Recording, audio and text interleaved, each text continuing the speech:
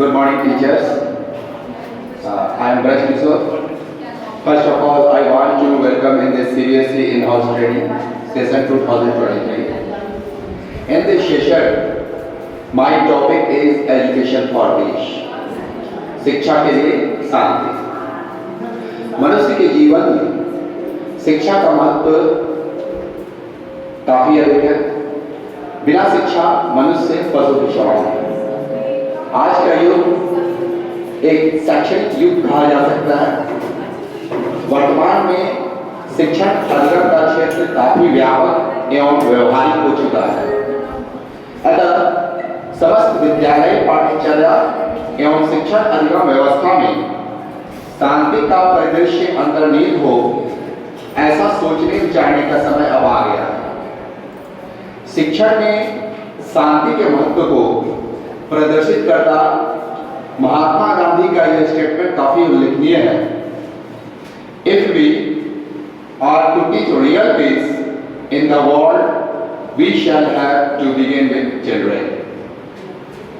It means अगर हम विश्व को वास्तविक शांति का पाठ पढ़ाना चाहते हैं, तो हमें शुरुआत बच्चों से करनी होगी, क्योंकि बच्चों का मस्तिष्क एक कोरे कागज की तरह होता है, जिस पर मनुष्य कुछ भी आसानी से लिख सकता है या किसी भी साँचे में उसे ढाल सकता है। सीखने की शुरुआत का यह एज, इस एज में बच्चे जो सीखते हैं उसका प्रभाव उनके जीवन पर पूरे उम्र रहता है, मृत्यु पर्यंत। बच्चे ही परिवार, समाज एवं राष्ट्र और संपूर्ण विश्व के भविष्य का आईना होते हैं और उनके मस्तिष्क पर जिस तरह की सीख, जिस तरह की शिक्षण का छाप पड़ता है, देश की उन्नति, समाज की उन्नति या परिवार की उन्नति उससे व्यापक रूप से प्रभावित होती है। शिक्षण ही वो माध्यम है जिसके द्वारा बच्चों में नैतिक एवं व्यवहारिक कौशलों का विकास किया जा सकता है। यदि स्पष्ट दृष्टि और लगन के साथ शिक्षण अधिगम के अंतर्गत शांति के लिए शिक्षा के महत्व को लागू किया जाए, तो यह प्रयास सीखने की प्रक्रिया को अत्यधिक आनंददायक एवं सार्थक बना सकती है। अतः संक्षेप में ही सही, शिक्षण में शांति की आवश्यकता को वैश्विक एवं राष्ट्रीय परिप्रेक्ष्य में रखकर देखा जाना चाहिए। अधिगम के अंतर्गत शांति के लिए शिक्षा, जहां एक तरफ पाठ्यचर्या के बोझ में कमी की मांग करती है, तो दूसरी तरफ इस अधिगम प्रयास के द्वारा व्यवहारिक जीवन में शांति के मूल्यों एवं महत्व को प्रदर्शित करती है।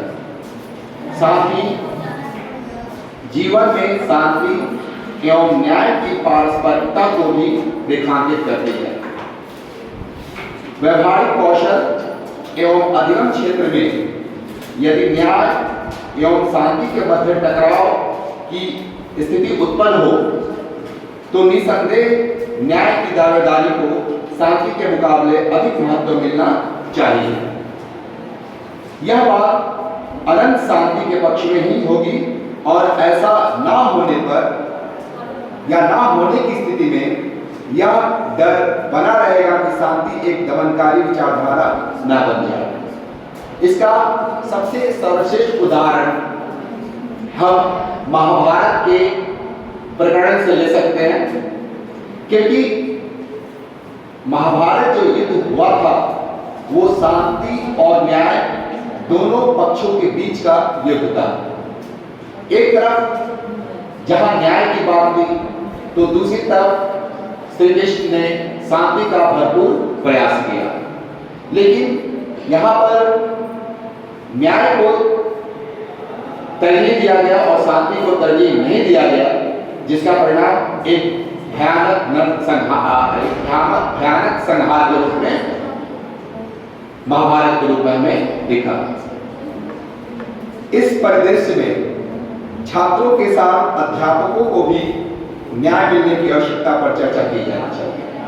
अध्यापक जो कि छात्रों को की के ज्ञान रूपी पौधशाला को सींचता है, उनके मन मस्तिष्क को समाज के योग्य बनाता है, उनको इस योग्य बनाता है ताकि वो समाज के हर एक पहलुओं को समझ सके, समाज की हर एक चुनौतियों का सामना कर सके। अतः शिक्षण में शांति एवं न्याय के मूल्यों को बनाए रखने के लिए अध्यापकों को संगठित होने का सुझाव दिया जाना चाहिए। साथ ही अधिगम के अंतर्गत आंतरिक शांति की पहचान के प्रयास में छात्रों एवं शिक्षकों को सावधान भी किया गया है कि आंतरिक शांति को वे पलायन और पाखंडपूर्ण स्वार्थ समझने की गलती ना करें। शिक्षा के लिए शांति अधिगम विद्यालय जीवन में खतरनाक तरीके से बढ़ रही हिंसा को लेकर चिंता व्यक्त करता है और इस हेतु शांति के शिक्षा शास्त्र की रूपरेखा देता है। साथ ही शांति के लिए शिक्षा के अंतर्गत सीखने की प्रक्रिया में अध्यापक की निर्णायक भूमिका का और विद्यालयों को शांति की पौधशाला बना देने की आवश्यकता पर भी बल दिया जाना चाहिए। भारतीय संदर्भ में यदि बात की जाए तो शांति के लिए शिक्षा मुख्य रूप से दो प्रधान लक्ष्यों को प्रदर्शित करता है। ये लक्ष्य है व्यक्तित्व निर्माण एवं उत्तरदायी नागरिक का निर्माण, क्योंकि शिक्षा का जो महत्वपूर्ण लक्ष्य है वो छात्रों के व्यक्तित्व निर्माण से जुड़ा हुआ है, क्योंकि जब तक छात्र का व्यक्तित्व सही नहीं होगा वो एक उत्तरदायी और जिम्मेदार नागरिक नहीं बन सकता है।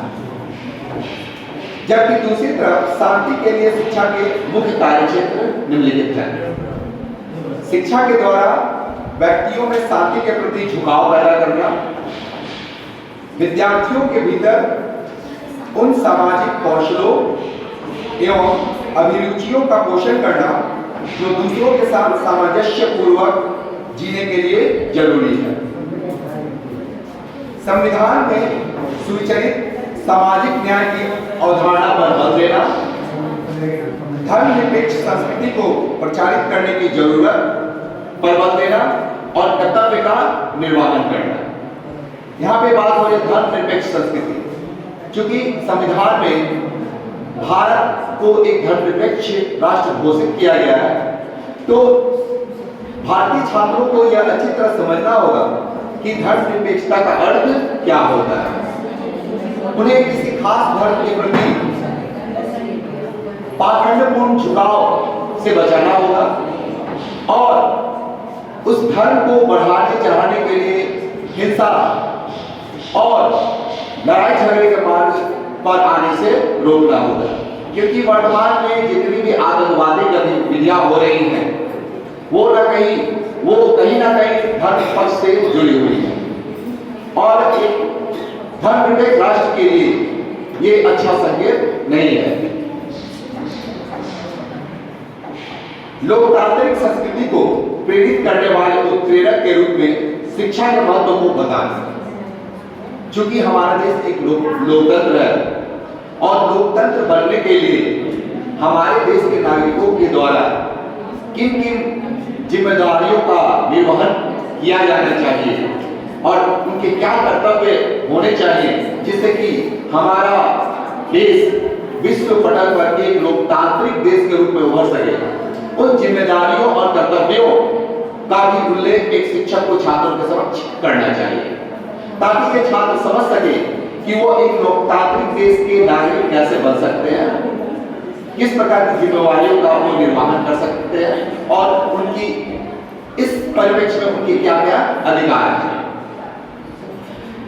शिक्षा के द्वारा राष्ट्रीय अखंडता को बढ़ावा देने का प्रयास करना। शिक्षा ही एक बात वो माध्यम है जिससे हम अपनी बातों को बहुजनों में स्पष्ट रूप से प्रचारित व प्रसारित कर सकते हैं। राष्ट्रीय अखंडता किसी भी लोकतांत्रिक देश का एक महत्वपूर्ण आधारशिला होता है। जिस देश में राष्ट्रीय अखंडता का अभाव होता है, उस देश का न सिर्फ नैतिक, आर्थिक बल्कि सामाजिक पतन होना निश्चित होता है। अतः राष्ट्रीय अखंडता को बनाए रखने के लिए जिन कर्तव्यों का निर्वहन एक उत्तरदायी नागरिकों को करना चाहिए, उन सभी कर्तव्यों की जानकारी हमारे छात्रों को होना चाहिए। जीवन शैली संबंधी एक आंदोलन के रूप में शांति के लिए शिक्षा को बढ़ावा देना। किस प्रकार हम शैक्षणिक वातावरण को शांतिमय वातावरण के रूप में परिवर्तित कर सकते हैं।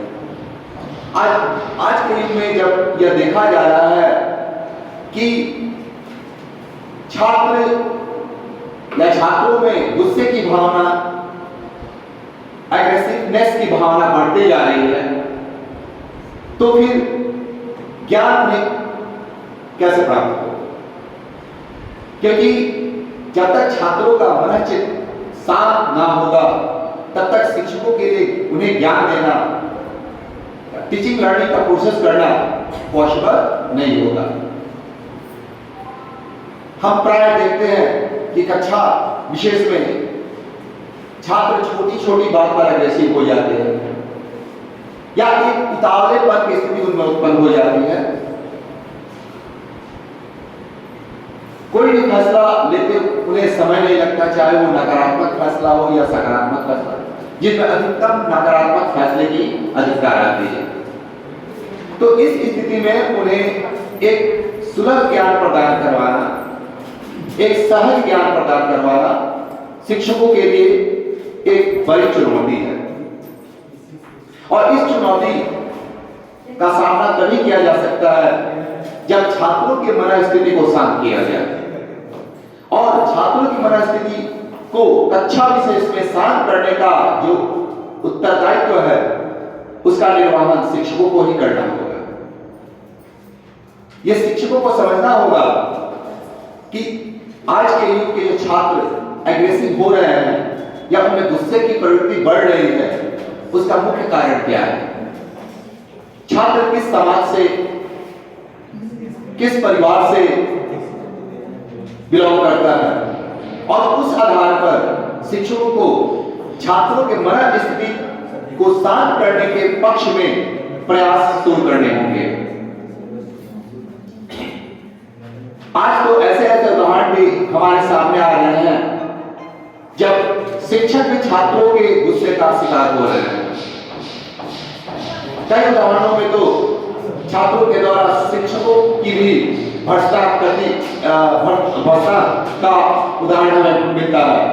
यहां तक कि उच्च कक्षाओं में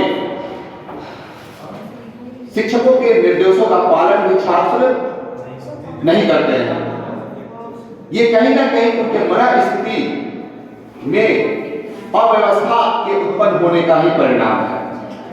अतः शिक्षकों का यह कर्तव्य है कि छात्रों के मनस्थिति के विज्ञान को वो समझे और उनकी कमियों को दूर करते हुए उनके मनस्थिति को साफ करने का प्रयास करें।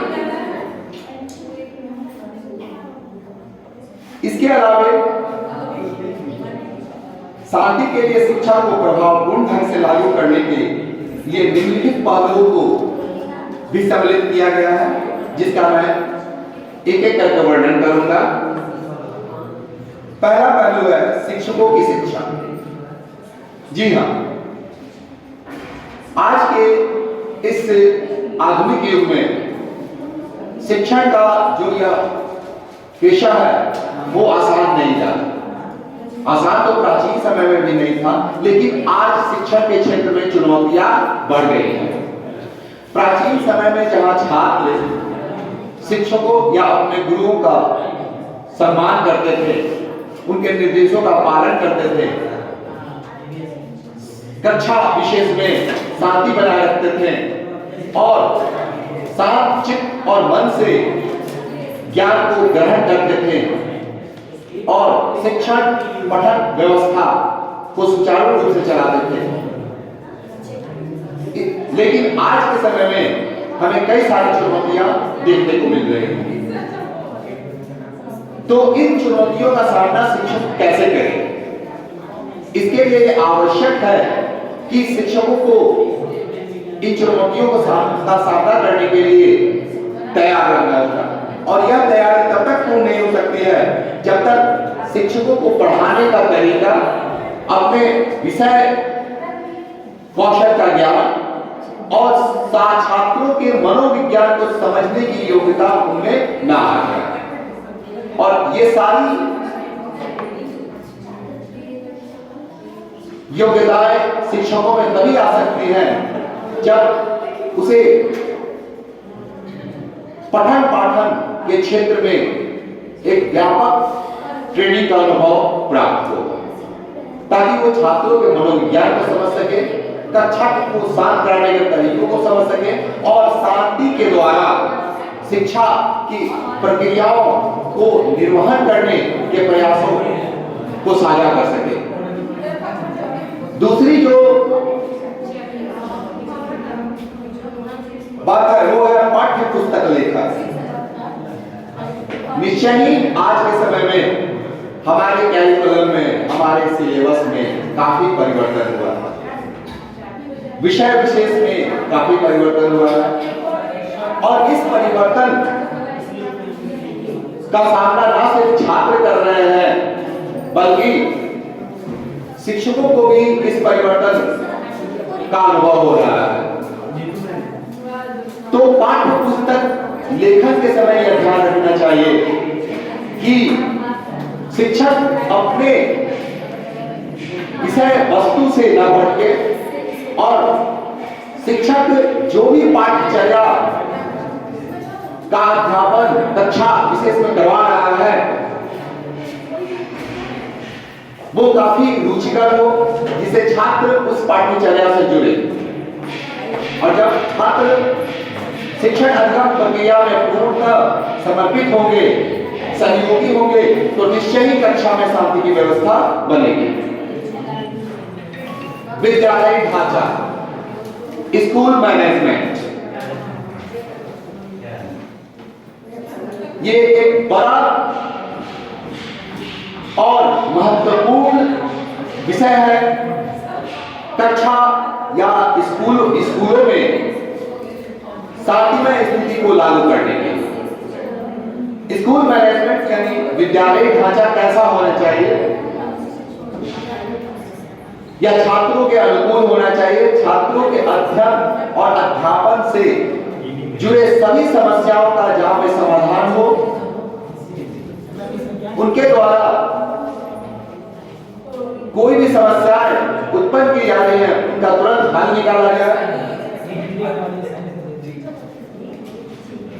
साथ ही शिक्षकों की समस्याओं के स्तर पर भी स्कूली ढांचा का निर्माण हो, ताकि शिक्षक और छात्र दोनों अपनी समस्याओं से निजात पाकर अध्ययन और अध्यापन में संलग्न हो सके। चौथा है मूल्यांकन।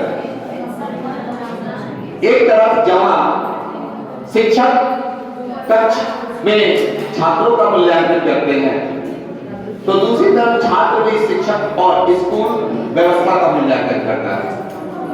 वो देखता है कि जिस स्कूल में मैं पढ़ रहा हूं वहां मुझे कौन कौन सी व्यवस्थाएं मिल रही हैं।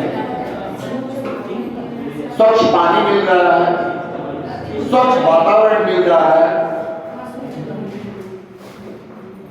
शांत वातावरण मिल रहा है और कई सारी सुविधाएं यहाँ पर हमें मिल रही है। इसका वो मूल्यांकन करते हैं, अवलोकन करते हैं। अगर कक्षा विशेष की बात की जाए तो कक्षा विशेष में क्या उन्हें पूर्णतः बैठने का स्थान मिल रहा है?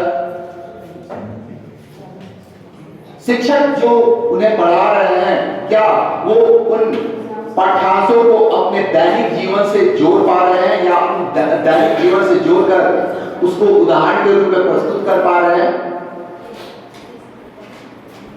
क्या विभिन्न स्तर के छात्रों या विभिन्न मानसिक स्तर के छात्रों के अनुसार शिक्षक शैक्षणिक प्रक्रियाओं को पूर्ण करवा पा रहे हैं? इन सब आधारों पर छात्र शिक्षकों का मूल्यांकन करते हैं। और ये जब मूल्यांकन दोनों तरफ से होती है तो मूल्यांकन का जो नतीजा सकारात्मक है या नकारात्मक, ये भी देखने वाली बात होती है। क्योंकि निश्चय ही एक सफल शिक्षण तभी हो सकता है जब यह मूल्यांकन दोनों तरफ से सकारात्मक हो, चाहे छात्र शिक्षक का करे या शिक्षक छात्र का करे।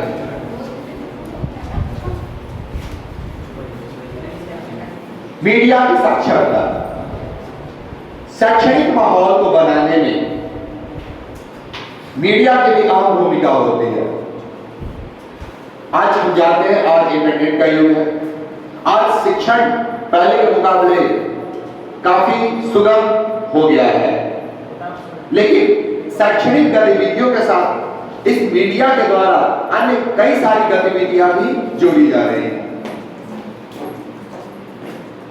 समाचार पत्रों में, मैगजीनों में, इंटरनेट पर, टेलीविजन पर शैक्षणिक प्रक्रिया से संबंधित लेख और कार्यक्रम तो प्रसारित होते ही हैं, साथ ही कुछ ऐसी भी सामग्रियां उपस्थित होती हैं जो कि निश्चयी छात्रों के मनस्पटल पर ऋणात्मक असर छोड़ती है। तो यहां पर हमें देखना होगा कि मीडिया जो है वो किस तरह के खबरों को दिखा रहा है, किस तरह के सामग्रियों को प्रस्तुत कर रहा है। तो इस क्षेत्र में मीडिया को भी साक्षर होने की आवश्यकता है। अभिभावक शिक्षक की भागीदारी एक सफल शैक्षणिक अधिगम के लिए यह आवश्यक है कि अभिभावक और शिक्षक दोनों प्रयासरत हों, तभी एक छात्र विशेष का जीवन सफल हो पाएगा, एक छात्र विशेष की कमियों को देखा जा सकेगा। क्योंकि शिक्षक के ही सिर्फ लगने से छात्र का सामाजिक परिवर्तन हो जाए, उसका मानसिक परिवर्तन हो जाए, यह संभव नहीं। एक छात्र या एक कक्षा शिक्षकों के पास 40 से 45 मिनट तक की होती है, जबकि जो अभिभावक होते हैं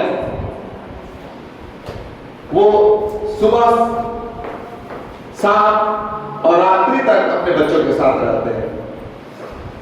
तो एक बच्चे की मनोस्थिति, उसका सामाजिक व्यवहार का अध्ययन एक पेरेंट्स अच्छी तरह कर सकता है, जबकि शिक्षक और पेरेंट्स अगर मिल जाए तो उनके व्यवहारों में विकास की बातों पर हम ज्यादा ध्यान दे सकते हैं। शांति के लिए शिक्षा और लागू करने के लिए शिक्षा को लागू करने के हेतु एकीकरण के व्यवहारिक निहितार्थों को प्राथमिकता वाली कार्य नीति मानते हुए संबोधित करना। ये बताना कि आज शांति के लिए शिक्षा की आवश्यकता क्यों है, क्योंकि शांति की उत्पत्ति अनुशासन से होती है और अनुशासन के द्वारा ही हम अपने जीवन को सफल बना सकते हैं। एक सर्वश्रेष्ठ उदाहरण हमारी आर्मी है, जो शांति और युद्ध दोनों के समय अपना सर्वश्रेष्ठ देती है।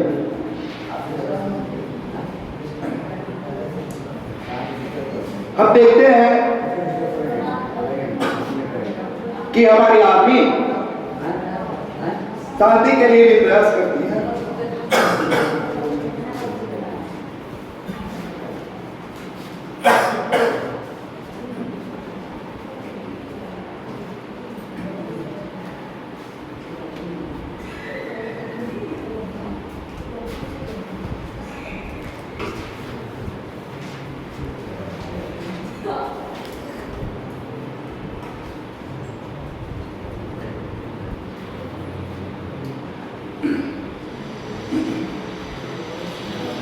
हमारी आर्मी शांति के लिए भी प्रयास करती है और युद्ध में भी वो अपना सर्वश्रेष्ठ देती है। इस दृष्टिकोण से जो भारतीय आर्मी है वो विश्व की दूसरी सबसे बड़ी आर्मी है और इसे दूसरी सर्वशक्तिशाली आर्मी बनाने के पीछे श्रेय कहीं ना कहीं अनुशासन का है।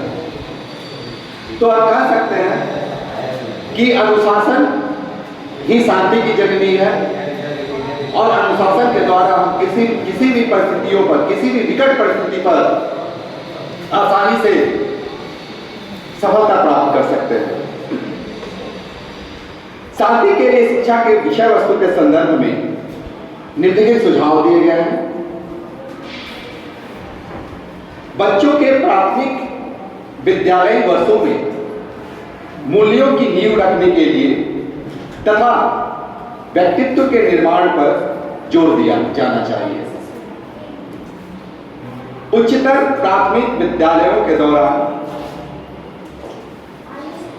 विद्यार्थियों भारतीय दर्शन और संस्कृति के परिप्रेक्ष्य में शांति की संस्कृति को देख पाने में समर्थ बन सके, इसके लिए प्रयास होना चाहिए। इसके बाद शांति के लिए शिक्षा, नागरिकता संबंधी शिक्षा पर अधिक केंद्रित होनी चाहिए। इसके साथ ही राष्ट्रीय एकता के सामने खड़ी चुनौतियों को रेखांकित किया जाना चाहिए। 11वीं और 12वीं स्तर के विद्यार्थियों के लिए शांति के लिए शिक्षा पर दिए गए इन बिंदुओं पर ध्यान केंद्रित किया जा सकता है, जैसे कि हिंसा के कारणों और उसके तरीकों और अभिव्यक्तियों की समझ होना, यानी जिस बात के लिए वो हिंसा पर उतारू है, जिस बात के लिए वो एग्रेसिव हो रहे हैं, उसके कारण और इस एग्रेसिवनेस को रोकने के तरीकों और इस स्थिति में वो अपनी अभिव्यक्ति को किस प्रकार प्रेजेंट करें, इस सब का ज्ञान उन्हें देना होगा। इसके अलावा मुद्दों की वस्तुनिष्ठ समझ हासिल करने का कौशल उनमें होना चाहिए। जिस भी मुद्दे पर वो अव्यवस्थित विचारधारा रखते हैं, एग्रेसिव विचारधारा रखते हैं, क्या उन मुद्दों के बारे में उन्हें व्यापक समझ है? चाहे वो मुद्दा उनके परिवार से संबंधित हो, उनके समाज से संबंधित हो, उनके राष्ट्र से संबंधित हो या विश्व से संबंधित हो, क्या उस मुद्दे को वो अच्छी तरह समझ रहे हैं? क्या वास्तव में वो मुद्दा एग्रेसिवनेस दिखाने योग्य है या उस मुद्दे का हल शांतिमय तरीके से भी किया जा सकता है? शांति पर एक वैश्विक दृष्टिकोण का विकास, जैसे कि मैंने अभी बताया कि विश्व स्तर पर भी कई सारे मुद्दे हैं और उन मुद्दों पर उनकी दृष्टिकोण किस प्रकार की है, वो उन मुद्दों को किस तरह समझ रहे हैं, किस तरह उन मुद्दों में अपने आप को इन्वॉल्व कर रहे हैं। तो इस दृष्टिकोण का भी उनमें विकास होना चाहिए। शांति के लिए शिक्षा के कार्यान्वयन को प्रभावशाली और आनंददायक बनाने के लिए कुछ प्रमुख सुझाव निम्न हैं। विद्यालय शांति की पौधशाला हो सकती है, क्योंकि विद्यालय वो स्थान है जहां से बच्चा या जहां से छात्र अपने सामाजिक व्यवहारों को सीखने की शुरुआत करता है। परिवार में जब वो छोटा होता है तो वो पारिवारिक व्यवहार को सीखता है, लेकिन समाज से जुड़ने, समाज में अपने व्यवहार को दिखाने की इन सारी योग्यताओं का जो अध्ययन है उसे विद्यालय स्तर से ही प्राप्त होता है। तो इस स्तर पर शिक्षकों की यह एक परम कर्तव्य बन जाता है, शिक्षकों का यह परम कर्तव्य बन जाता है कि वह बच्चों के व्यवहारिक और सामाजिक व्यवहारों में संतुलन स्थापित करें, उन्हें सभी परिस्थितियों से जूझने का अनुभव प्रदान करवाएं क्योंकि समाज में परिस्थितियां हमेशा एक समान नहीं होती। परिस्थितियां सकारात्मक भी हो सकती हैं और नकारात्मक भी हो सकती हैं, और उन परिस्थितियों से जूझने का जो कौशल है वो विद्यालय बच्चों को आसानी से दे सकता है। क्योंकि यहाँ पर एक बच्चे नहीं बल्कि पूरे बच्चों का समाज इकट्ठा होता है, और उन बच्चों के बीच छात्र विशेष का व्यवहार कैसा हो, शिक्षकों से छात्रों का संबंध कैसा हो, छात्र शिक्षकों के सामने अपने अभिव्यक्ति को कैसे प्रकट करें, इन सब बातों की समझ छात्रों को यहां पर दी जा सकती है। और इस स्तर पर हम कह सकते हैं कि एक विद्यालय जो है वो छात्र या छात्रों के लिए एक पौधशाला बन सकता है। शिक्षक सामाजिक सुधारक हो सकते हैं। सामाजिक सुधारक यानी सामाजिक व्यवहार करने के प्रक्रियाओं और समाज में जो अव्यवहारिक चीजें हैं उनको रोकने का स्रोत, ये दोनों शिक्षक बन सकते हैं। आज हमारे समाज में कई सारी कुरीतियां व्याप्त हैं। उन कुरीतियों के बारे में शिक्षक छात्रों को बता सकते हैं। छात्रों को यह समझाया जा सकता है कि हमारे समाज में जहां कुरीतियां हैं तो हमारे समाज की एक अपनी संस्कृति भी है, और हमें अपनी संस्कृति को, अपनी नैतिकता को इन कुरीतियों से हमेशा उच्च दर्जा देना चाहिए। समाज की कुरीतियों के दुष्प्रभावों को छात्रों के समक्ष स्पष्ट करना चाहिए, ताकि छात्र या हमारी आने वाली जो पीढ़ी है वो इन कुरीतियों से अपनी दूरी बना सके और भविष्य में समाज की ये कुरीतियां खत्म हो सके। तो इस स्तर पर हम कह सकते हैं कि शिक्षक एक समाज सुधारक भी हो सकता है। इसके अलावा शांति के लिए शिक्षा पूरी शिक्षण अधिगम व्यवस्था को मानवीय बना सकती है, क्योंकि शांति ही एक ऐसा उपाय है जिसके द्वारा हमारा समाज, हमारा परिवार, हमारा देश विकास कर सकता है। और ये विकास सिर्फ आर्थिक ही नहीं बल्कि नैतिक भी हो सकती है, सांस्कृतिक भी हो सकती है और मानवीय भी हो सकती है। मानवीय विकास से मेरा तात्पर्य कि एक मनुष्य का दूसरे मनुष्य के प्रति दया, सौहार्द और प्रेम की भावना का होना। न्याय शांति का अंतरंग हिस्सा है, क्योंकि शांति वही भंग होती है जहां न्याय का अभाव होता है।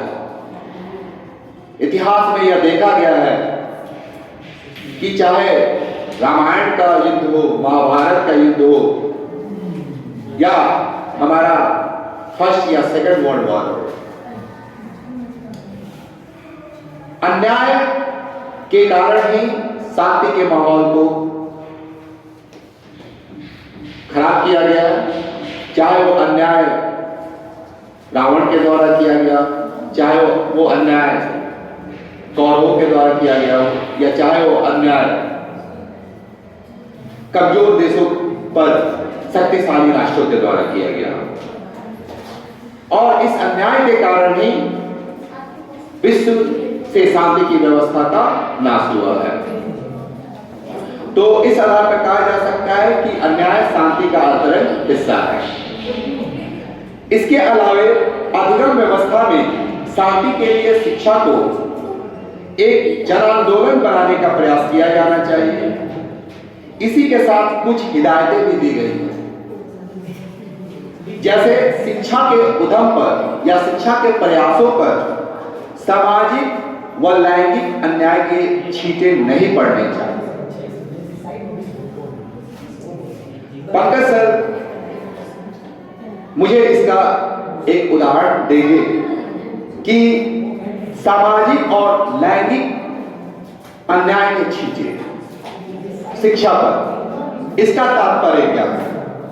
जैसे हम लोग के समाज में लड़कियों को एजुकेशन का कोई महत्व नहीं दिया जाता अभी भी, मतलब सरकार इतनी योजनाएं बना रही है, वो साइकिल योजना हो, पोशाक योजना हो, ठीक है। अभी भी देखा जा रहा है कि सेंसस जो बताता है कि 43% से भी कम बच्चियां आजकल स्कूल में जा रही हैं। लोगों की मेंटालिटी, हमारे समाज का जो मेंटालिटी है कि बच्चियों को पढ़ाना जरूरी है, पहला अन्याय ये हो गया सामाजिक। दूसरा चीज शिक्षा, कुछ हायर एजुकेशन जो है इतना खर्चीला है कि बहुत सारे बच्चे चाह कर भी वहाँ तक नहीं पहुँच पाते। गवर्नमेंट इस चीज़ पे बहुत ध्यान नहीं देती है। जो प्राइवेट संस्थाएं हैं, चाहे वो NIT हो, BIT हो, मेसरा हो, वेलर हो, IIT का जितने भी प्राइवेट संस्थाएं हैं, ठीक है, जहाँ पे एजुकेशन तो अच्छे हैं लेकिन कॉस्ट इतना ज़्यादा है कि नॉर्मल जो मिडिल क्लास फैमिली के बच्चे या फिर उससे नीचे, क्रीमी लेयर के नीचे के जो बच्चे हैं उसको पूरा नहीं कर पाते हैं। उनका ड्रीम ही रह जाता है, उनकी योग्यता दब के रह जाती है। जो सर उदाहरण आपके हिसाब से, मेरे हिसाब से बहुत ही अच्छा उदाहरण प्रस्तुत किया गया सामाजिक और लैंगिक अन्याय के छींटे जो कि हमारे शिक्षण व्यवस्था पे पड़ रहे हैं उसको लेकर, क्योंकि ये अन्याय के छींटों से ही हमारी शिक्षण व्यवस्था या शिक्षण प्रक्रिया दागदार बनती है और कहीं ना कहीं शांति के वहन या शांति को वहन नहीं कर पाती। बच्चों के मस्तिष्क को, जो भविष्य के नागरिक हैं, हिंसा से विकृत होते रहने के लिए छोड़ देना एक गंभीर समस्या है। हम बच्चों के छोटे उम्र से ही देखते हैं कि उन्हें वो सारी सामग्रियां मिल जाती हैं जिससे उन्हें हिंसा की सीख मिलती है। आज के युग के छोटे बच्चों को देखा जाए तो वो मोबाइल का उपयोग करना शुरू कर देते हैं। एक छोटा बच्चा जो अभी बोलना सीख रहा है, उसके पेरेंट्स अपनी जिम्मेवारी छुड़ाने के लिए कि हाँ वो वर्क कर रहे हैं, उनके वर्क में कोई बाधा ना है, बच्चे को चुप कराने के लिए, बच्चे को शांत रखने के लिए मोबाइल दे देते हैं। इस मोबाइल पर वो विभिन्न वैसी सामग्रियों को देखता है जिसमें हिंसा प्रत्यक्ष या अप्रत्यक्ष रूप से सम्मिलित होता है। आज के कार्टून कैरेक्टर में भी हम देखें तो हिंसा का व्यापक प्रयोग देखा जाता है। तो बच्चा अपने प्रारंभिक स्तर से ही हिंसा को देख रहा है, हिंसा को सीख रहा है, तो फिर हम किस प्रकार कल्पना कर सकते हैं कि वो जब बड़ा होगा तो वो शांतिमय और प्रसन्न चित्त मन मस्तिष्क का स्वामी बनेगा। हिंसा का यही सामग्रियों का प्रयोग का यह दुष्परिणाम है कि बच्चा जब स्कूली स्तर या स्कूली समाज में प्रवेश लेता है तो उसमें गुस्से की भावना, हिंसा की भावना पहले से ही व्याप्त होती है।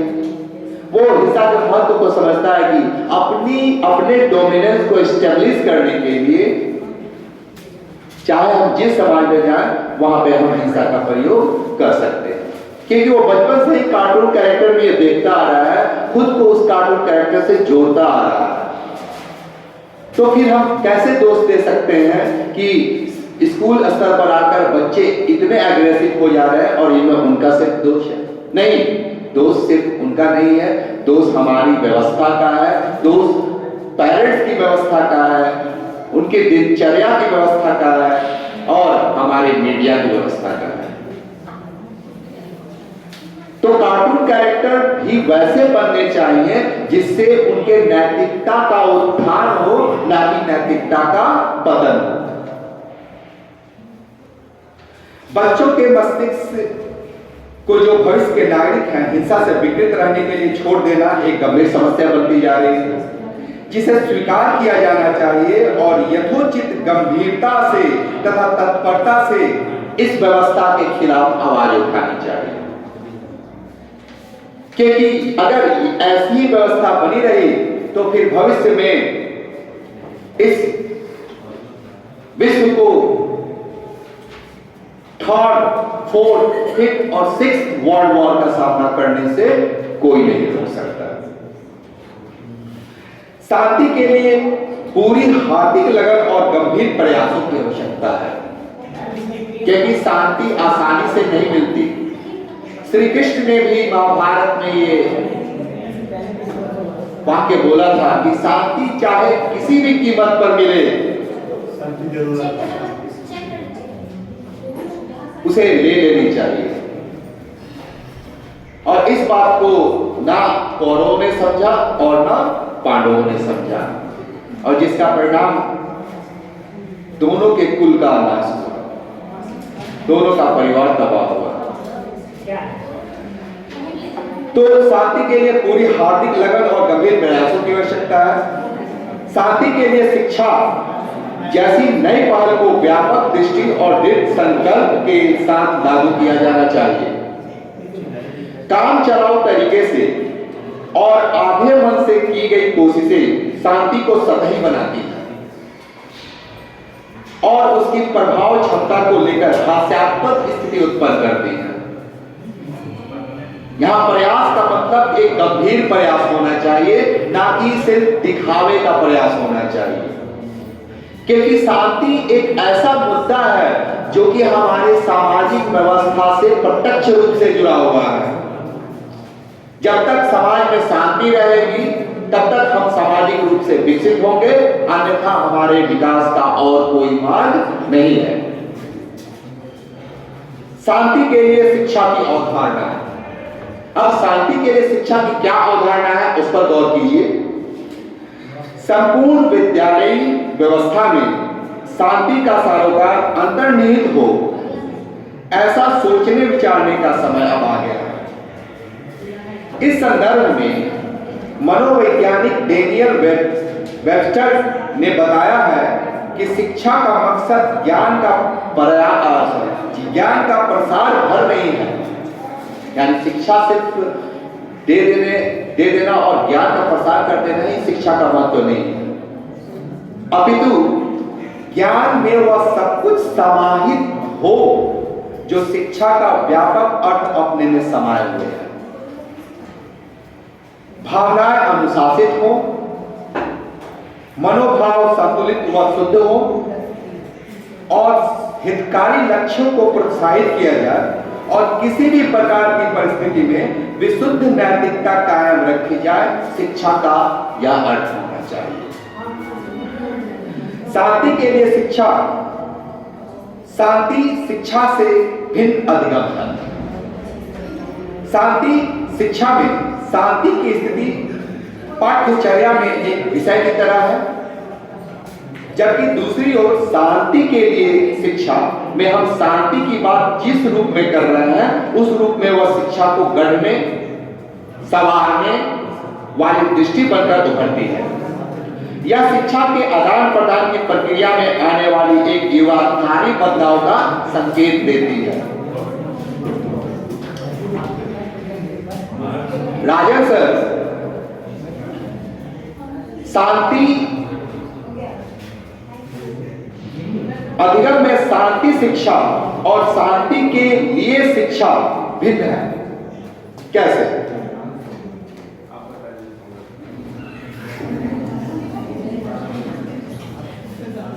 बोलिए सर। अधिगम में शांति शिक्षा, जैसे मैंने अभी चर्चा की, और शांति के लिए शिक्षा एक अधिगम है। कैसे? शांति शिक्षा का अर्थ हो गया सर कि शांति के बारे में बताएं कि हमको लड़ना नहीं चाहिए, या फिर लोगों बच्चों में जो एग्रीगेशनेस बढ़ रही है, ठीक है, उनको मोरल वैल्यू दे सकते हैं। और शांति के लिए शिक्षा का मतलब क्या हुआ कि उनकी नैतिकता का उत्थान, उनकी नैतिकता को जब उत्थानित करेंगे, उनको वीर महापुरुषों के कहानियों को सुनाएंगे, वो तभी हो सकता है जो हमारी पहले की परंपराएं थी। माँ दादी जो थी बच्चों को गोदी में लेके जब खिलाती थी तो उनको वीर राजा रानियों की कहानी सुनाती थी। बच्चे कल्पना करते थे और अपने आप को हीरो के रूप में समझते थे। यही दोनों में अंतर है। बहुत बढ़िया व्याख्या शांति शिक्षा और शांति के लिए शिक्षा सर के द्वारा दी गई। तो इस तरह समझ सकते हैं कि ये अधिगम के दो रूप हैं, शांति शिक्षा और शांति के लिए शिक्षा, और दोनों की अवधारणाएं भिन्न भिन्न हैं। शिक्षा में हम शांति की बात जिस रूप में कर रहे हैं, उस रूप में वह शिक्षा को गढ़ने संवारने वाली दृष्टि बनकर उभरती है।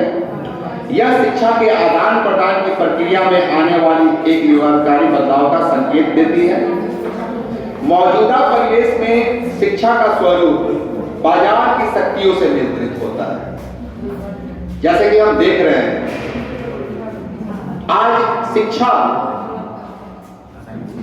एक ऐसी वस्तु बन गई है जिसे मार्केट में बेचा जाता है।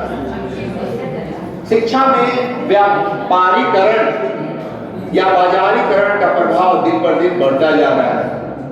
आज शिक्षक को या छात्रों या भली भांति समझ चुके हैं कि शिक्षा उन्हें उस शर्त पे मिलेगी जब वो पैसा खर्च करेंगे, और शिक्षक भी यह अच्छी तरह भली भांति समझ गए हैं कि जो शिक्षा वो छात्रों को दे रहे हैं उनके लिए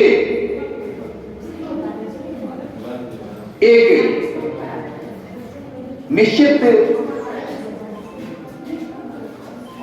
मानदेय तय है जिस आधार पर वो बच्चों को शिक्षित करते हैं। तो इस तरह से हम शिक्षकों और छात्रों की वो भावनाओं को एक तरह से खत्म करते जा रहे हैं जो प्राचीन समय में मिलती थी।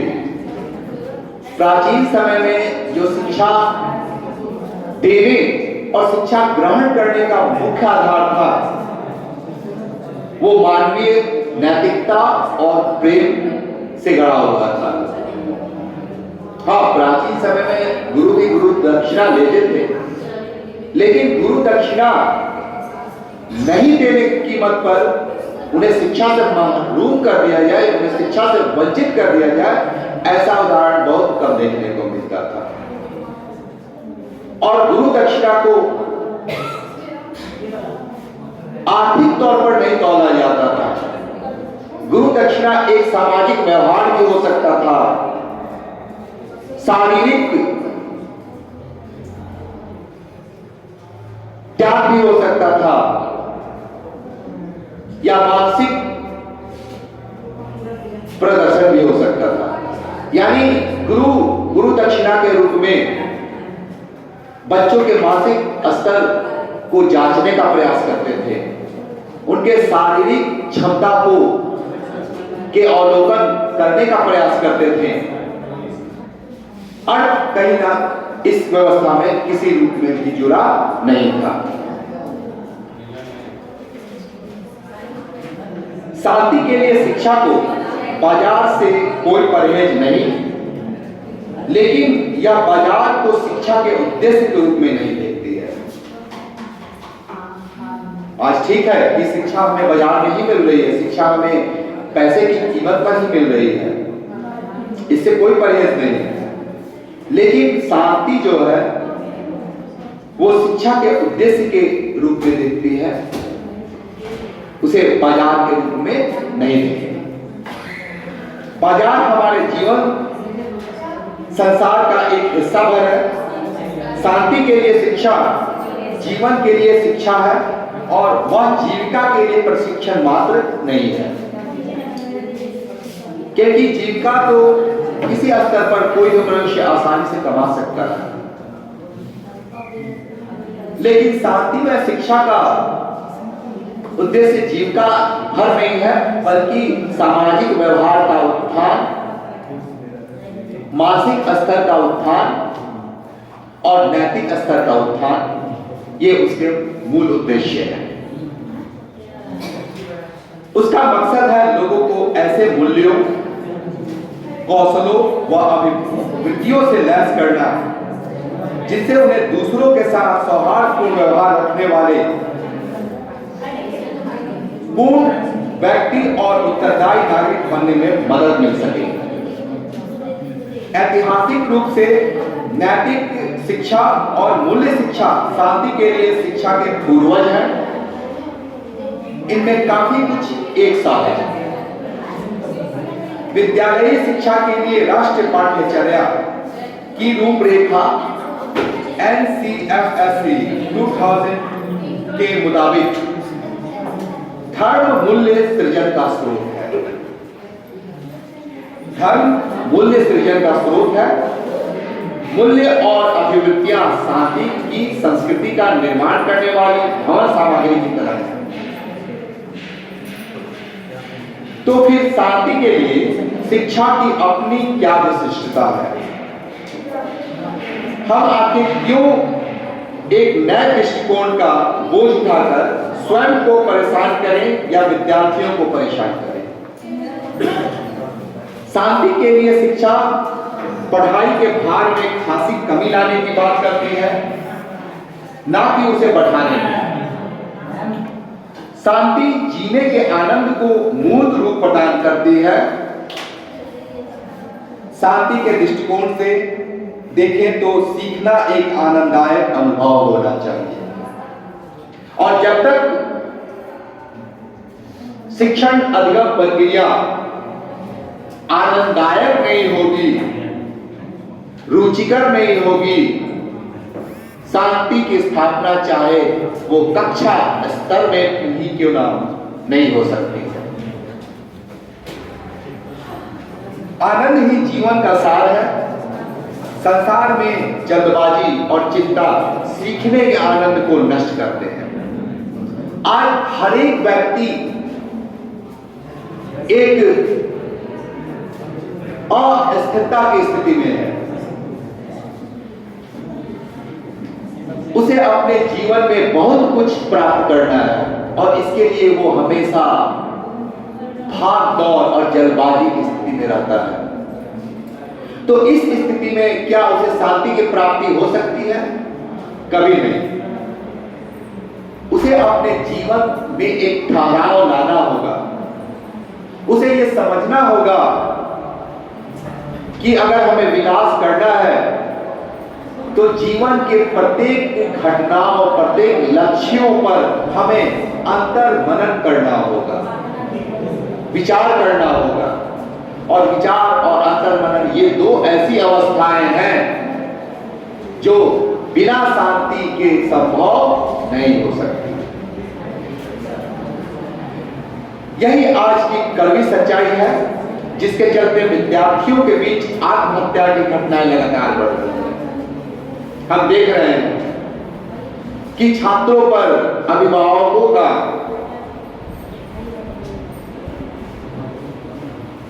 एक तरह से प्रेशर या दबाव इतना बढ़ता जा रहा है कि छात्र उस प्रेशर या उस दबाव को सही रूप से स्वीकार नहीं कर पा रहे हैं।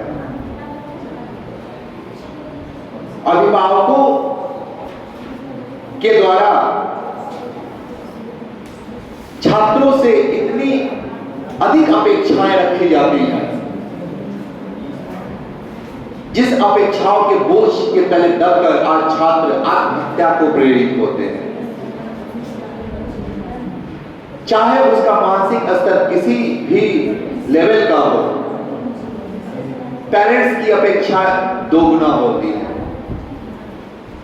पेरेंट्स ये नहीं देखता कि छात्र या उसके पुत्र या पुत्री का मानसिक स्तर किस लेवल का है, लेकिन अपेक्षाएं उससे दोगुनी होती है। वो IITian बनेगा, वो MBBS डॉक्टर बनेगा, प्रोफेसर बनेगा, और ये अपेक्षाएं जो है उसके मानसिक स्थिति को अस्थिरता के रूप में परिवर्तित कर देती हैं, और अंततः यह अस्थिरता उसे आत्महत्या के लिए प्रेरित करती है। शांति के लिए शिक्षा में मूल्य यानी वैल्यू एजुकेशन भी समाहित है। मूल्य शिक्षा क्या है? ये मूल्य शिक्षा क्या है? ये वैल्यू एजुकेशन क्या ये छात्रों के जीवन से प्रत्यक्ष रूप से जुड़ा हुआ है? क्या इसकी आवश्यकता आज के दौर में बहुत अधिक है? इस संबंध में सर हमें कुछ बताएंगे कि वैल्यू एजुकेशन क्या है और छात्रों के जीवन पर उसका क्या असर पड़ता है, और छात्रों के लिए आवश्यक है आज के युग में या नहीं है।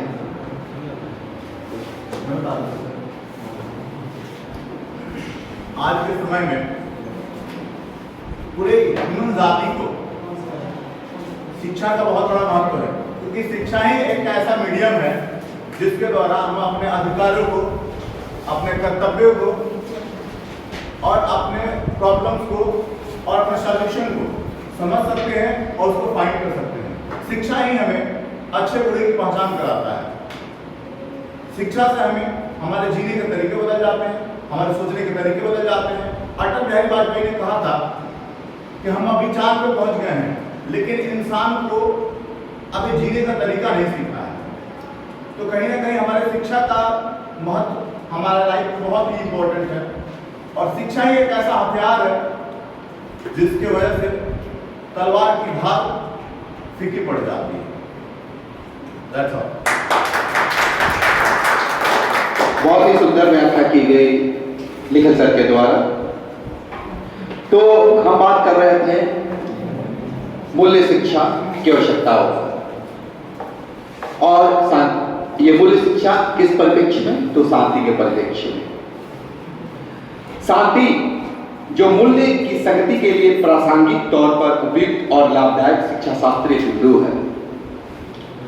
शांति मूल्यों के उद्देश्यों को ठोस रूप देती है और यह उनके अंतरीकरण को प्रेरित करती है।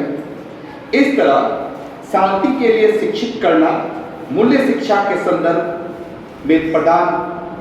को प्रदान करने और संचालित करने की आदर्श रणनीति है। शांति के लिए शिक्षा सीखने की प्रक्रिया को क्लासरूम की सीमा से मुक्त करने और खोज के आनंद से जागरूकता के उत्सव में बदलने की मांग करती है। शांति के लिए शिक्षा सीखने के संदर्भ को एक आनंददायी रूप प्रदान करती है। हम स्थानीय, राष्ट्रीय और भूमंडलीय स्तर पर अभूतपूर्व हिंसा के युग में जी रहे हैं, और इस युग में यदि आनंद का कोई भी पल हमें प्राप्त होता है, शांति का कोई भी पल हमें प्राप्त होता है, तो वो छोटा नहीं है, वो कम कीमती नहीं है। यह एक गंभीर बिंदु है कि विद्यालय जिन्हें शांति की पौधशाला बनना था, हिंसा भड़काने फैलाने का केंद्र बनते जा रहे हैं। कैसे? विद्यालय जिन्हें शांति की पौधशाला बनना था, हिंसा भड़काने और फैलाने का केंद्र बनते जा रहे हैं। कैसे? इस संदर्भ में सर अपने कुछ महत्वपूर्ण वक्तव्य हमें प्रस्तुत करेंगे। शिक्षा विद्यालय जो शांति की पौधशाला होनी चाहिए, वो आज के युग में हिंसा को फैलाने और भड़काने का केंद्र बनने वाला है। जो शिक्षा, जिस हम शिक्षा की बात करें, जो शांति के लिए चाहिए, वो शिक्षा हमारे विद्यालयों में पहले एक समय हुआ करता था जब हमारे विद्यालय में शिक्षित लोग, सबसे शिक्षा का एक बड़ा आउटकम होता है, परिणाम होता है कि उसमें वो नर्म हो जाते हैं। शिक्षा के अंदर विनम्रता आती है। वाकई में अगर कोई शिक्षित है तो उसके पास विनम्रता आएगा। जैसे मैंने मैगजीन में पढ़ा था कि भगवान ने आपको सूरत दी है, इंसान बनाया है, तो आपको रूप होना चाहिए। रूप का कहना ज्ञान होता है, ज्ञान का कहना गुण होता है, और गुण हो गया तो भगवान शिक्षा दे, और शिक्षा दिए, आप शिक्षित हैं तो आपको क्षमा करने की क्षमता होनी चाहिए। लेकिन आज के स्कूल विद्यालय परिवेश में बच्चे और उसके अभिभावक ये सब लोग जोड़ देते हैं कि मेरा बच्चा कितना परसेंट लाया, मेरा बच्चा के लिए वैसे पढ़ाइए जिससे उसे जॉब मिल जाए। वो इकोनॉमिकली सोचते हैं, ना कि मोरली सोचते हैं। यही कारण है कि हमारे समाज में सही और गलत की पहचान खत्म होने जा रहा है, और ये शिक्षा हम इकोनॉमिकली और कमर्शियली एजुकेशन ले रहे हैं। बहुत बड़ा कारण है। पहले का एजुकेशन था नॉलेज ओरिएंटेड, आज हो गया है वो जॉब ओरिएंटेड, कॉमर्शियल एजुकेशन आज हो चुका है, और इसका व्यापक प्रभाव बच्चों के जीवन पर देखने के लिए मिल रहा है। इसका एक बहुत बढ़िया उदाहरण मैं देना चाहूँगा कि हाल ही की एक घटना में दिल्ली के जाने माने कॉलेज का पुराना विद्यार्थी पटना में अपहरण गिरोह चलाता हुआ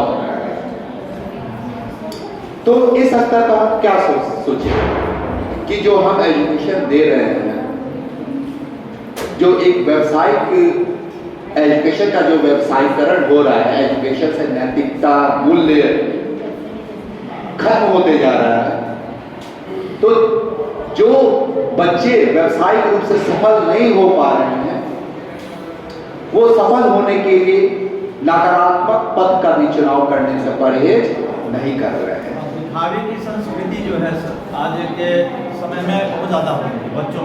बच्चों के पास मोटरसाइकिल होनी चाहिए, पर्स में पैसा होना चाहिए, ठीक है ना, एक साइकिल होना चाहिए, अच्छे कपड़े होने चाहिए, वो होटलों में जाएं। तो दिखावे की संस्कृति जो है कहीं ना कहीं हम समाज के लोग ही प्रेरित करें, खासकर मीडिया, सिनेमा जो आजकल का चल रहा है, सिनेमा जो आजकल जो परोस रहा है बच्चों के, क्योंकि बच्चों का दिमाग जो होता है वो कोमल होता है, ब्लैंक होता है, जो उसमें आप होते हैं। मेन कारण वही एक तो प्लस घर में आज बहुत सारे घर में जो पैसे कमाने की ओर है, फादर अपने वर्क प्लेस पे, मदर अपने वर्क प्लेस पे, बच्चे स्कूल कॉलेज से लौटते तक अकेले हैं, उनसे बात करने वाला कोई नहीं है। जबकि कहा जाता है कि बच्चों को अगर सही ढंग से पढ़ना है तो उनसे बात कीजिए। कन्वर्सेशन की कमी होने के कारण बड़े बड़े बिल्डिंग बन गए हैं, फादर आए अपने रूम में, मदर अपने रूम में, बच्चे अपने रूम में। पहले क्या था, ऐसे नियम अगर बना दिए जाए कि पूरे दिन में एक टाइम का भोजन सारा परिवार बैठ के करेगा, भले ही वो रात का ही क्यों ना हो, जब सब इकट्ठे हो जाए, कन्वर्सेशन होगा तो इस चीज़ में कमी आ सकती है। बहुत बढ़िया व्याख्या इस संदर्भ में। तो इस संदर्भ में हम कह सकते हैं कि कहीं ना कहीं कमी हमारे विद्यालय स्तर पर भी है, सामाजिक स्तर पर और पारिवारिक स्तर पर भी है, और इस कमी को हम जितनी जल्दी समझ लें, हम अपने भविष्य की पीढ़ी को गलत पथ पर जाने से उतनी जल्दी ही रोक सकेंगे। शहरी भारत में कई ऐसे लोग हैं जो सिर्फ शारीरिक हिंसा से ही चिंतित नहीं है, बल्कि कईयों की चिंता भावनात्मक हिंसा को लेकर भी है।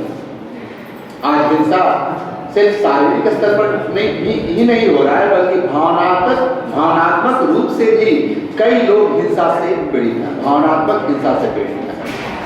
यह चिंता इसलिए नहीं है कि हम प्रतिभाओं का सही पोषण नहीं कर पा रहे हैं या एक उद्देश्य के पीछे अपनी पूरी मेहनत नहीं झोंक पा रहे हैं, बल्कि सिर्फ इसलिए है कि हमें मरो या मारो वाली भावना की क्या हो रही है, विस्तार हो रही है। ये भावनाएं लगातार बढ़ रही हैं। आज जियो और जीने दो की भावना खत्म हो रही है, और मरो और मारो की भावना का विस्तार लगातार बढ़ रहा है। किसी राष्ट्र या समाज के लिए यह सबसे बुरी स्थिति है कि उसके बच्चों के मस्तिष्क को हिंसा से प्रदूषित किया जाए, चाहे वो पारिवारिक स्तर पर किया जाए या आपको शैक्षिक स्तर पर या सामाजिक स्तर पर। विभिन्न माध्यमों द्वारा युवा मस्तिष्क को हिंसा की विचारधाराओं की शिक्षा देते हुए यह काम बहुत सक्रिय तरीके से किया जा रहा है। वर्तमान में कल के नागरिकों यानी भविष्य के नागरिकों को शांति का रास्ता चुनने की क्षमता से परिपूर्ण करने की जरूरत है, नहीं तो वे हिंसा की अंधी गलियों में भटकते रहेंगे और विकास हमारे समाज का, हमारे देश का, हमारे परिवार का नहीं हो पाएगा। लेकिन यह बढ़ती हुई हिंसा शिक्षा को शांति की ओर ले जाने का एकमात्र कारण नहीं है, और न ही सबसे अहम कारण है। ठीक वैसे ही जैसे दुर्घटनाओं को टालने की आवश्यकता ही किसी गाड़ी के को दुरुस्त रखने की मुख्य आधार नहीं हो सकती, यद्यपि दुर्घटनाओं को किसी भी कीमत पर टाला जाना चाहिए। हमारा मुख्य एम यह होना चाहिए कि दुर्घटनाएं किसी भी कीमत पर टल जाए, चाहे उसके लिए हमारी गाड़ी सही सलामत रहे या ना रहे। लेकिन कोई व्यक्ति दुर्घटनाओं को टालने के लिए ही गाड़ी नहीं खरीदता, बल्कि अपने वांछित गंतव्य तक पहुंचने के लिए वह गाड़ी खरीदता है। यानी उसका एम कुछ दूसरा होता है, भले उस एम के साथ उस गोल के साथ, उस उद्देश्य के साथ उसकी कुछ जिम्मेवारियां भी होती हैं कि जिस गाड़ी का वो स्वामी बना है, मालिक बना है, उस गाड़ी को वैसे ड्राइव करे जिससे कि दूसरों को का अहित ना हो, दूसरे का नुकसान ना हो और वो अपने स्किल द्वारा अपने गंतव्य तक भी सही सलामत पहुंच जाए। अतः शिक्षा नियति के साथ राष्ट्र की भेंट है। हम देश का ऋण ऐसी शिक्षा देकर चुका सकते हैं जो भारत की संपूर्णता व स्वास्थ्य के लिए लाभदायी है। एक राष्ट्र एकता, विकास और तरक्की के लिए शांति पहली आवश्यकता है, जबकि हिंसा और टकराव हमारी सामूहिक ऊर्जा को नष्ट कर देता है और भौतिक संसाधनों की उपलब्धता के बावजूद जीवन की गुणवत्ता के ताने बाने को बिखेर देता है। शांति के लिए शिक्षा को कार्य रूप में लाना सिर्फ टकरावों के समाधान और उनके रोकथाम के लिए उपयुक्त रणनीति नहीं है, अपितु यह हमारे सपनों के भारत को वास्तविकता में उतारने के लिए आगे बढ़कर किया जाने वाला निवेश भी है।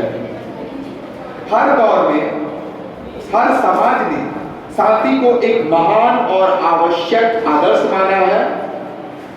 अतीत के महान आध्यात्मिक गुरु भी अपने अपने ढंग से सभी को शांति का पाठ पढ़ाते हैं, चाहे वो भगवान महावीर हो या बुद्ध या स्वामी विवेकानंद, सभी के द्वारा जीवन में शांति के महत्व को स्वीकार किया गया है। स्वामी विवेकानंद के शब्दों में Peace is a joy that never spoke and grief unfelt, अर्थात शांति वह सुख है जिसका वर्णन नहीं किया जा सकता। शांति और मूल्य में अंतर है। कोई भी मूल्य शांति से हटकर अपने आप में पूर्ण या अंतिम नहीं है। शांति और मूल्य परस्पर निर्भर होते हैं। उदाहरण के लिए वफादारी एक मूल्य है, जबकि वफादारी से सत्य को निकाल दिया जाता है तो वह चापलूसी में बदल जाती है। प्रेम रहित सत्य वचन मरहम लगाने की जगह घाव करती है। इसी तरह शांति यदि न्याय के प्रति प्रतिबद्ध नहीं है तो वह दमन का हथियार बन जाता है। अन्याय शांति को तबाह कर देता है। इस संदर्भ में व्यवस्थागत अन्याय का सबसे व्यापक रूप है जाति और धर्म, लिंग पर आधारित भेदभाव और अयोग्यता। व्यवस्थागत अन्याय के ये दोनों रूप गरीबी के कारण और भी विकृत होकर लाखों बच्चों को स्कूल में शिक्षा और सम्मान पाने के अधिकार से वंचित करते आए हैं। जाति और लिंग आधारित अन्याय शिक्षा के मौलिक अधिकार को निरंतर नष्ट कर रहा है। इन कमियों को पूरा करना ही शांति के लिए शिक्षा की कार्यसूची में सबसे ऊपर है। हमें अपने समाज में जातिगत, सांप्रदायिक और लैंगिक अन्याय को हटाना होगा और यह तभी संभव है जब हम एक शांतिमय अध्ययन, शांतिमय शिक्षण बच्चों के मन मस्तिष्क में व्याप्त कर सके, उन्हें उनके मन मस्तिष्क को इस शांतिमय अध्ययन और शिक्षण से जोड़ सके। क्योंकि स्त्री पुरुष में विभेद यानी लैंगिक विभेद, जातिगत विभेद, धर्म को लेकर विभेद, ये सारी वैसी व्यवस्थाएं हैं जो किसी भी परिवार, किसी भी समाज या किसी भी देश के विकास में सबसे बड़ा रोग उत्पन्न करती है। बुनियादी शिक्षा को सर्वसुलभ बनाने की राह में रोड़े अटकाना वंचितों के खिलाफ राजनीतिक, आर्थिक व सामाजिक अन्याय को जन्म देता है। क्योंकि हमारा समाज में सभी व्यक्तियों का अपना महत्व है, चाहे वो अमीर हो या गरीब हो। अमीर व्यक्ति जहां समाज के उत्थान के लिए आर्थिक सहायता सुलभ करते हैं। वहीं गरीब मजदूर, गरीब किसान